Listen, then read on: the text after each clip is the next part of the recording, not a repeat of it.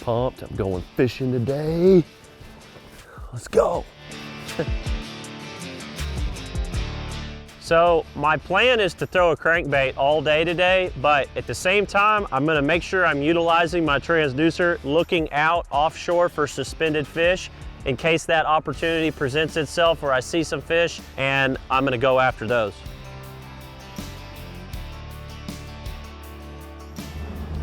See, I pulled up right here. What I'm looking for is like right here, this creek channel.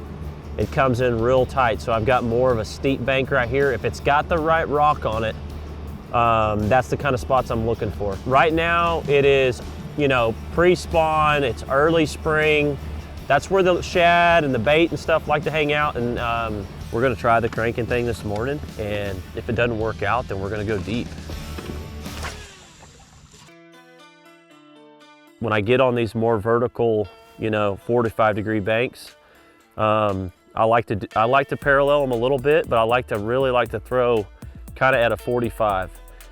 But I'll just wind this bait real slow, let it tick and touch those rocks, and I'm really looking for that bigger rock, heavy rock, not a lot of sand. You just want it to be nice and vertical. 45 degrees is really kind of perfect for cranking, in my opinion. Now you can do it down bluff walls. We may need to be on a straight vertical bluff wall bank. I don't know yet. It's so important with a crankbait to keep it in constant contact with the bottom. And there's my phone, I need to put that on vibrate. Joey. It's funny you call me, Larry. I got a camera in front of me and I'm trying to figure out how to catch some bass. What does the general do to catch some bass? Well, you go to bluffs or you go to steep-sided pockets. Well, I'm actually doing that right now, and I'm throwing this new Berkeley dime bait. Yeah, sometimes it's later in the afternoon before they bite up there, but in this day and age of scoping, I may have to get out there in the center of that cove and look for Stacy kingfish in that timber. Yeah, well, we're gonna do that for sure today, but hoping I'm Who you filming with? Wired to Fish. Oh my goodness. Hi guys. Okay, all right, I gotta go find some fish. Okay, go to work. All right, bye. There's your tip from Larry Nixon, first thing in the morning. From what I'm seeing on my live scope when I'm going down these vertical banks, I'm pretty good ways back in a creek. I'm not seeing a lot of shad, I'm not seeing a lot of bait. I wanna go out and look at the main lake, and if I'm seeing more shad and stuff on those vertical banks, stuff like that, that's probably where the majority of the bass are gonna be. I've cranked some really high percentage spots and I'm not getting any bites on it, so I'm gonna move because Larry said so.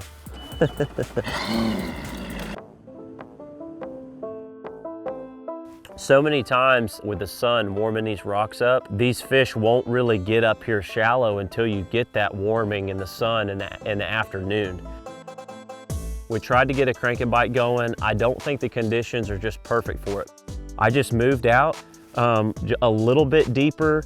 This is a really kind of we're on the main lake here. Main creek channel flows through here. We've got timber and it's very vertical bank, and we've got shad out here. I wanted to get out there with my live scope and try and find some of those fish that are suspended, that are feeding on that shad. I really want to catch this fish right here. That's what I'm after.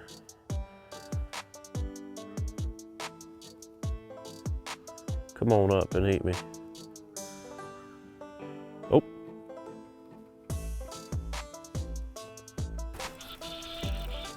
There's the power switch, getting it done. Or spotted bass, yeah, it's a big spot. Oh, let's see if I can get my rods here. It's a good spotted bass. Come here, come here, come here.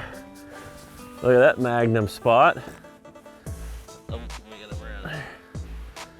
So those fish right there, I'm on a bluff style bank.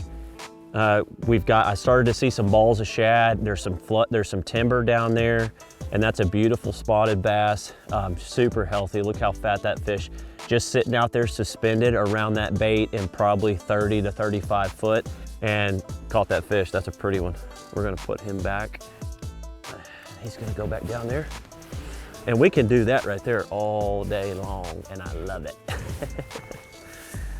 When I'm throwing this technique, the hover rig or Damiki style bait rig, if it's down really deep, say like here, most of these fish are in 40 to 45 foot of water, I'm gonna get closer to those fish, I'm gonna pitch it out, and I'm gonna drop it down straight on top of their head, and I'm just gonna hold my rod tip right there, and I might give it a little bit of wiggle. And so that's how I fish it when I'm fishing it vertically. When I cast this bait out and I see a fish that's up suspended, I'm gonna make that cast and I'm gonna let my bait drop down.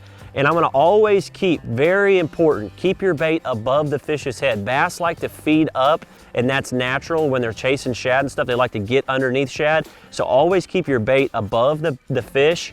And then I just give it a little shake, and I'll slowly reel and try and keep that bait, kind of hover it above their head, and that's when you can get them to come up and eat it.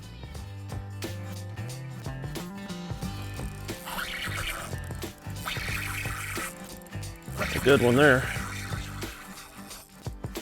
Real good one.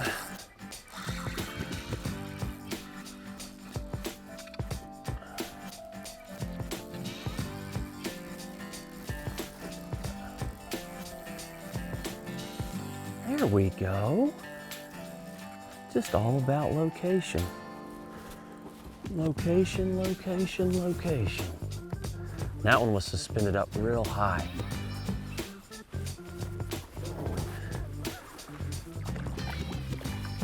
Look there. That's a pretty nice spotted bass. Look how fat he is. He's a pork chop. I love it. Man, he's cold too. But I threw that the power switch out there by him, and he's seen that thing. I just jiggled it right over his head and he ate it. I wish they did that all the time. This technique, the hover rig or Damiki style bait rig, what I really like is a 7-foot medium action rod if I'm using those heavier baits, okay? If I'm trying to fish that 30 to 40 foot depth range, kind of like we're doing today, this right here is a medium action rod. 30 size spinning reel to me is so important because a lot of times you're gonna be making a lot of long casts with this bait. This is an Abu Garcia MGX. And then, of course, I always use mainline braid. This is Berkley X5. It's a 10-pound test, and today I have an 8-pound leader on Berkley 100% fluorocarbon, and that's basically my setup.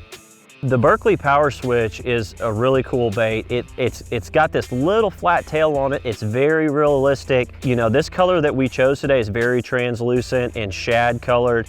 Like I said, this bait is pre-rigged, so you've got the hook is sticking out and that is it. So it's a very subtle, natural looking bait. If I see a fish suspended, this is the first bait I'm gonna throw at him. Oh, his buddy looks, oh my goodness, he's hungry. I got him.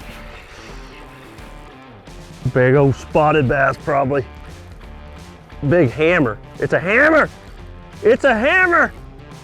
Oh, where's he at? Oh my goodness, look at the size of that thing. We got him hooked right there in the top of the lip. He ain't coming on. That is a good one. Come here, baby. Come here. Oh, no, no, no, no, no, no, don't. Oh, don't. I got ya. Oh, how cool is that? Man, just a meatball. He's like a little football. What a beauty. Right there on the power switch. Ate it up. Gorgeous. I've caught a football before, so.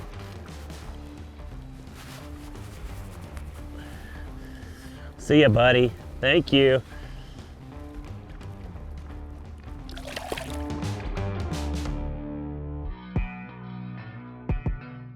Now, I mean, all of a sudden within an hour, it's a nice, really warm day, and we've got a really good south wind. And what happens a lot of times is these little short pockets on the lake, it'll blow some of that really warm water in here.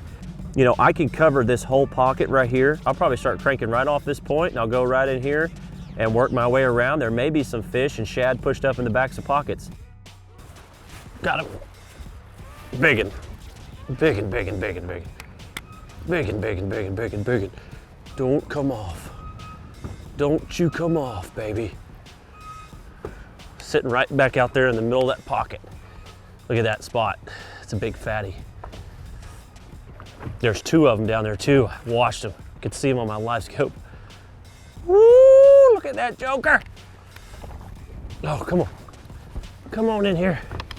Get up in here in this boat. That's a fatty. Come on, come on, come on.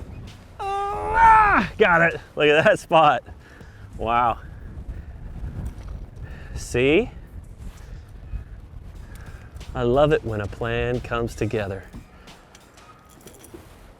Wow, look at that spot. That's a beauty. That's a beautiful fish right there. Extra flat, fat, pork chop. Man, that was so fun. I seen those fish. There was 2 fish sitting out in this wind-blown pocket. They were sitting out in the middle, and I threw my crankbait by it, and I just watched them come up and eat it. Pretty cool. So the bottom right here is just if you look right up on the bank there, you can see those really large rocks, and they're all sitting on pea gravel. And that chunk rock is really key. It's just a perfect scenario to catch some big fish. I'm seeing them right here on my live scope. They're swimming around down there in the end of this drain. And I'm just slow rolling this dime around. And every once in a while, one's picking it up. This crankbait right here runs that 6 to 8 foot range, the dime. I like a 7 foot medium action rod. This Fenwick Elite is just perfect for that. It's got a really good soft tip on it. As far as reels go, I tend to use more of the 8:3 to 1 gear ratios. If I want to speed it up real quick, when the water's warmer, I can reel it faster, or I could just reel it slow. In this situation, I've got clear water. I'm trying to get this bait down to the maximum depth possible. I like 10-pound test. I use Berkeley 100% fluorocarbon. This right here is the new Berkeley dime. This is the 6. And we've got this crawl pattern right here that's really good springtime colors to be using in the spring. Mimics a crawfish. Translucent, because I'm fishing in really clear water. That's very important. If I was fishing in some more stained water, I'd probably use a more brighter red. With this bait right here particularly, 10-pound test, I can get it down to almost 10 foot. There's one.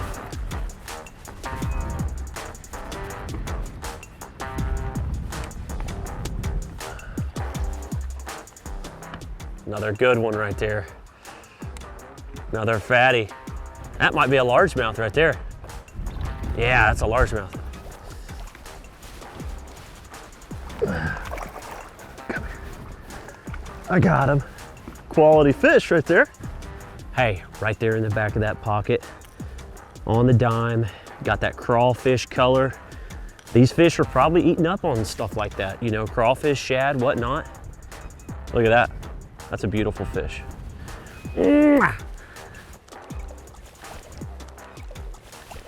think we can catch a bigger one doing this. Really important part of today was being able to adapt to the conditions that you're fishing through the day. Oh! Yeah, this is the good pattern for today. So being able to adapt, go shallow or deep on the fly is really important to be successful. Barely hooked. Come on, baby. Come on, baby, stay in there. Stay pegged. No. Oh! I got to put me at the boat. Upside down. Oh, yeah. There's a better fish right there. On that dime. They eating it in the backs of these pockets. Wind blown, warm water. Beautiful fish. Look at that. He was hungry.